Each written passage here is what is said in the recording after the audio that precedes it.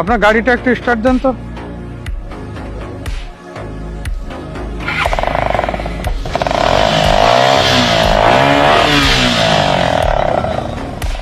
Silencer modify করছেন কেন? Silencer শব্দ দেয় তো একটু ভালো লাগে না। শব্দ ভালো লাগে? আচ্ছা, তারপরে আপনার এটা কি মোটরসাইকেল? এটা শুধু কি মনোটন? তাহলে এটার তো এই সামনের অংশ তো থাকবে না।